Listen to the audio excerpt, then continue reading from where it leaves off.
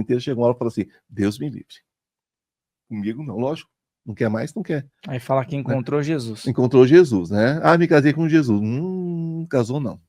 Isso é outra história. Isso aí é outra história. Você entregou para Deus, é outra história. É um direito seu também, você entregar para Deus, tá? Eu digo que eu já entreguei. Eu digo que eu já entreguei, que eu já não tenho paciência mais, né? Mas é um direito meu, um direito seu. Agora, não vamos acusar os outros que não querem, que querem continuar fazendo. Tá tudo certo. E a prova que as pessoas fazem é só você sair na rua, o que mais tem é prova de prova, pessoas por aí. Casai-vos e multiplicai-vos, né? Porém, criai-vos e educai-vos, né? Esqueceu de colocar isso daí. Então, nós estávamos falando sobre a canalização mariana. A canalização mariana. Então, Maria, ela vai ser encontrada em vários lugares, né? E com histórias diferentes. No cristianismo primitivo, essa história de virgindade não era importante. Uma menina casava com 12 anos com um velho de 60, na época era um velho. E estava tudo certo. Ela era dada em casamento. José, por exemplo, era um viúvo. Ele já tinha família. Né? Então, toda essa história foi para dizer que sexo era pecado, que foi da igreja, assim, da igreja pós o cristianismo primitivo, foi da igreja católica, né? Que criou isso através de Santa Helena e do imperador na época, que através da mãe, que a mãe falava, aqui surgiu não sei o que, ela teve uma visão, 400 anos depois. 400 anos, gente, é quase o tempo que o Brasil existe, imagina. 400 anos depois que Jesus teve a sua passagem, eu estou sentindo que foi aqui que Jesus nasceu. Pum! Ela era a mãe do imperador, né? A gente manda quem pode e obedece quem tem juízo. Aqui não sei o quê, aqui não sei o quê. Então criaram essa mística da igreja, né? E nessa mística da igreja colocaram Jesus como um ermitão, como um homem pobre, como um homem que não conheceu a vida de homem, né? Para que cargas d'água Jesus nasceria homem se não fosse para viver como homem?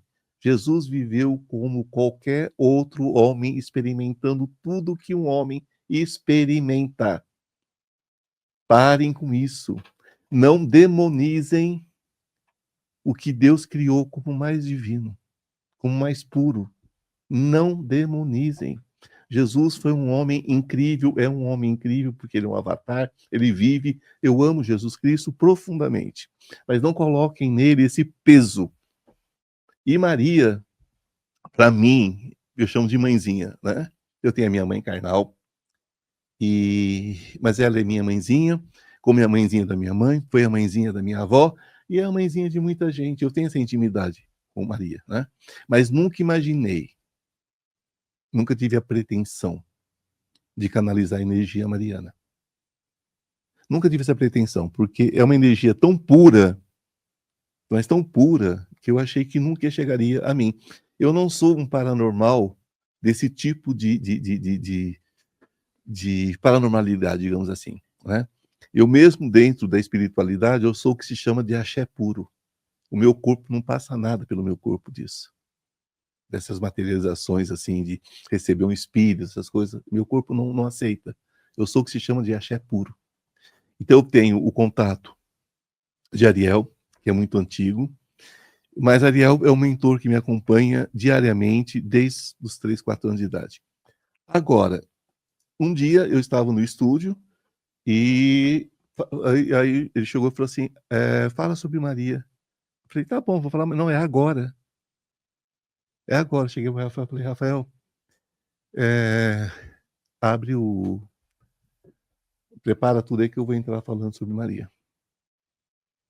Ele abriu, tal, comecei a falar sobre Maria, falando sobre um assunto geral sobre Maria Santíssima. Santíssima no sentido da sua pureza amorosa, né? E da sua luta, né? Porque não é fácil, imagina, ser mãe de um revolucionário naquela época, tem que ser santa, né? E comecei a falar sobre Maria, não sei o que tem, de repente fiz uma mentalização guiada e terminei fazendo a oração, né, da Ave Maria, que eu gosto de fazer, e que geralmente muda de um dia para outro, que eu acrescento alguma coisa ou tiro alguma coisa, e de repente canalizou a mensagem. Maria se manifestou através de uma mensagem.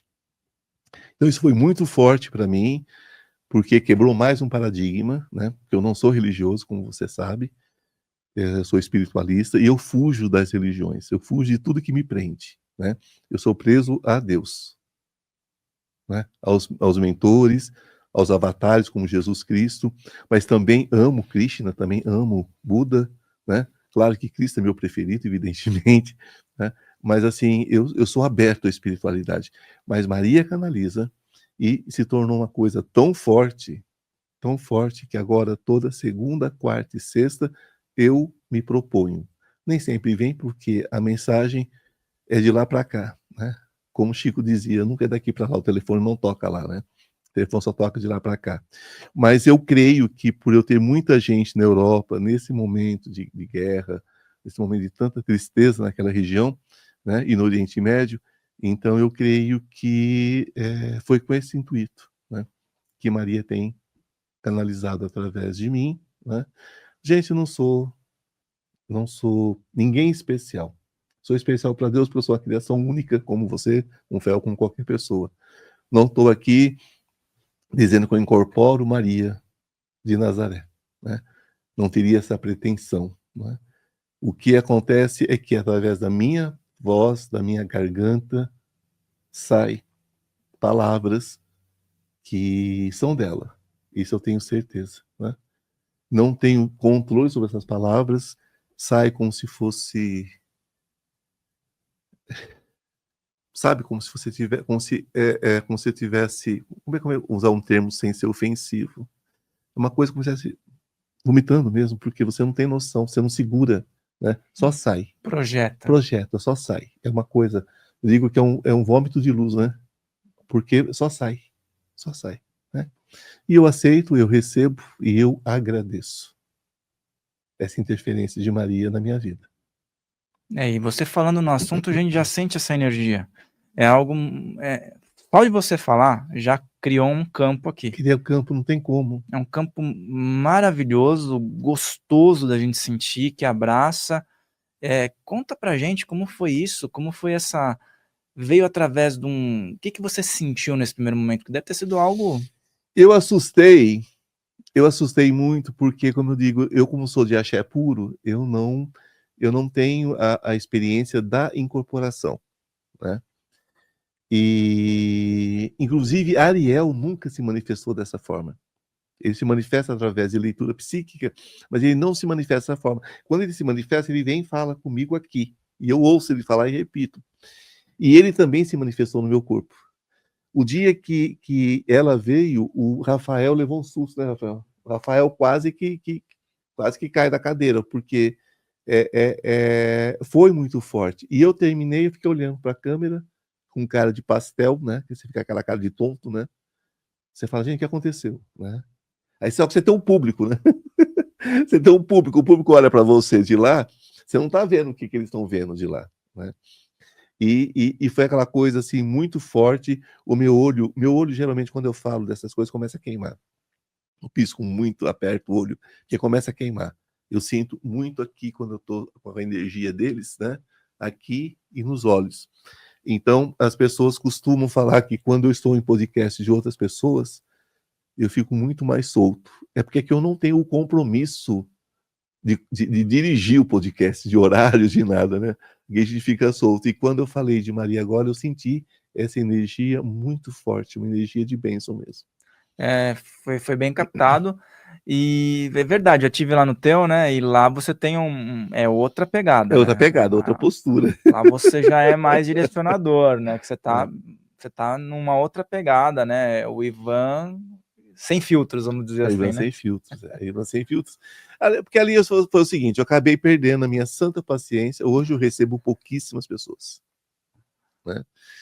Porque a espiritualidade, Rafael, você tem que ter um cuidado tão grande com ela. É tão fácil você dar uma rapenada, sabe? E se eu levo você lá, eu confio em você. E as pessoas que confiam em mim vão confiar em você. Eu estou aqui. A pessoa que tá me ouvindo ali, talvez ela não seja o meu seguidor, não seja uma pessoa que esteja comigo, né? Mas através de você que está aqui comigo, elas confiam em você. E através de você, elas podem começar a me ouvir. Olha a sua responsabilidade. Então, hoje, eu filtro muito mais quem eu recebo. Eu filtro muito mais. Depois de algumas decepções sérias, de algumas questões sérias, né? Agora, o homem se decepciona com o homem porque ele é arrogante, porque ele é egóico, né? Lógico que eu tenho minha arrogância, tenho meu ego, né? Eu acho que eu não tenho direito de me decepcionar com ninguém a princípio. Mas a gente acaba criando essas situações, né? Porque a pessoa chega, você acha que é uma coisa, depois você descobre qual é a natureza da pessoa, você fala, meu Deus, eu botei essa pessoa para falar com o meu público. E agora, né? E agora? Que você não pode depois, né? Tem Você que não ter tem um como voltar filtro, né? atrás, tem que ter filtro. Tem que ter filtro, cada vez mais filtro. Esse filtro ele é super importante porque às vezes as pessoas perguntam: o podcast você faz para rentabilizar? Sim, mas se fosse para escolher um tema que fosse só para rentabilizar, a gente não estava falando sobre Não. espiritualidade. Tem um propósito junto, Tem, nossa. tem uma responsabilidade enorme, né? E a gente até conversa nos bastidores sobre Claro. isso, né? Porque tem que ter um crivo, a gente precisa ter um Nossa. crivo ali, né? Rafael, se a gente estivesse falando aqui de sacanagem, estaria 1000 vezes mais pessoas assistindo. As Sim. pessoas adoram a lama, a escuridão, adoram. Agora, falar de luz, luz afasta. Chega numa festa, tá cheio de escorpiões, joga a luz para você ver o que acontece. Eles gostam da escuridão. E você tá nesse trabalho faz muito tempo, né, Ivan? Muitos anos. Na época da televisão você já estava Tá, já passando essa mensagem, né? na época da Manchete, já na época da... Eu fui muito ligado aos jornais, fui muito ligado à rádio, né? Fiz rádio há muitos anos. Faço rádio ainda, né?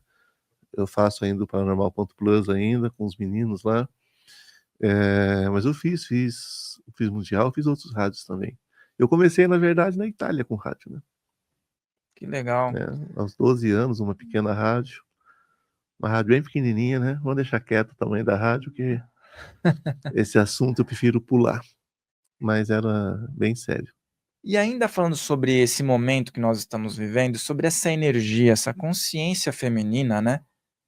Qual é o fundamento, nesse momento em específico, né, que as pessoas começam a se religar a algumas essências da energia de Maria, desse arquétipo da mãe, dessa consciência feminina, para esse momento que a gente começou a falar lá no início do podcast, sabe? Qual que é a importância das pessoas se conscientizarem, se conectarem com essa energia? Eu acho que é chegado o momento, acima de tudo, da gente entender quem é quem e quem a pessoa realmente quer representar nesse mundo. O feminino, ele tem perdido muito, o feminino tem perdido muito campo de atuação. Porque numa sociedade de disputa, onde o feminino e o masculino se mesclaram, não de forma positiva, né? Mas um tomando o lugar do outro dentro de um esquema, ao invés de se respeitarem, tomar o lugar, tomar o espaço. Né?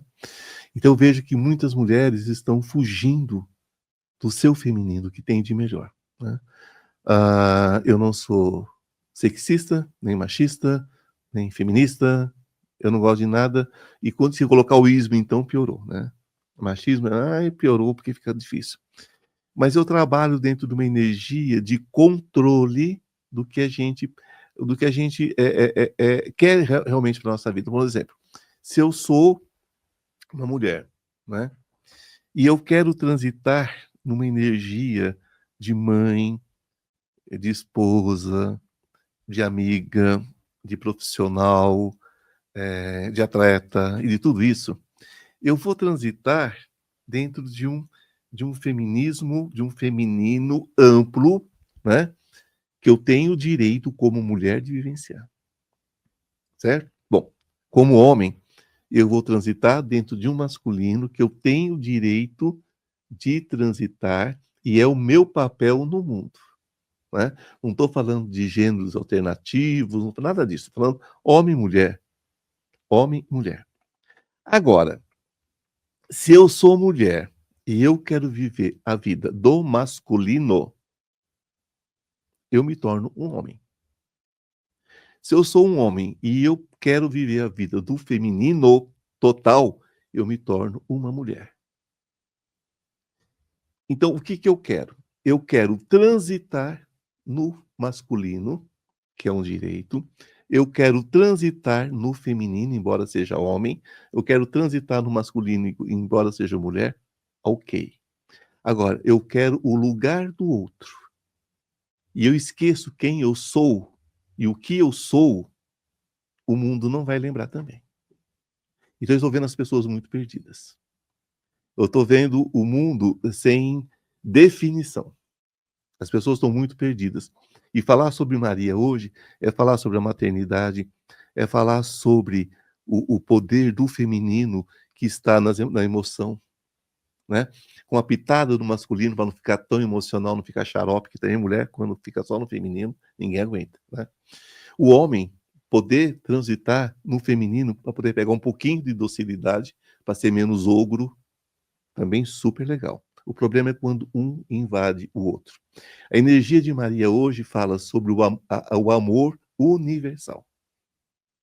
A energia de Maria hoje fala sobre a maternidade consciente. Nós não podemos mais... esses dias eu estou na rua, tem a menina com o celular aqui e o filhinho na mão. Ela largou a mão do filho para digitar no celular, a criança... Eu vou pegar a criança, dei uma esculhambada. Mas uma esculhambada, assim...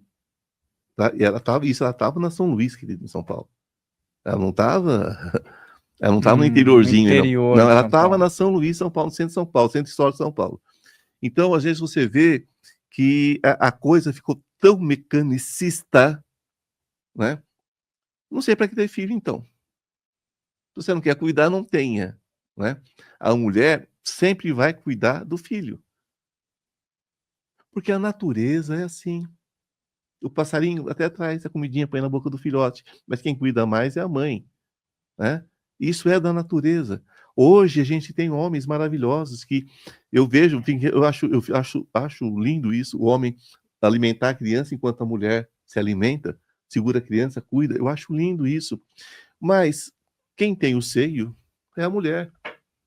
Tem Não coisa que tem é só a jeito. mulher que vai É poder só a fazer. mulher que vai poder fazer, né? É difícil para um homem, às vezes, trocar a fralda de uma criança, principalmente se for menina, né? Trocar a roupa, tudo? É difícil, por quê? Por que é difícil? Porque a menina é mais sensível que o moleque. O moleque é jogado, né? Uhum. Eu tenho uma menina, eu sei o que você está falando. Menina é Exatamente. difícil, É. né? Eu tive uma enteada, é difícil. Eu nunca, né? Mesmo porque eu não era pai biológico, né? Então nunca passei por uma situação dessa, mas eu fico imaginando um pai trocando a fralda de uma menina, né? Porque é difícil até você limpar uma criança, uma menina é diferente de limpar um menino. Tem todo um É cuidado, tudo né? diferente, é tudo esquisito, né? Tem que ter todo um cuidado. Todo um cuidado especial para não dar uma infecção, não dar nada. Então tem coisas que não dá para mudar, não vai mudar a regra do jogo.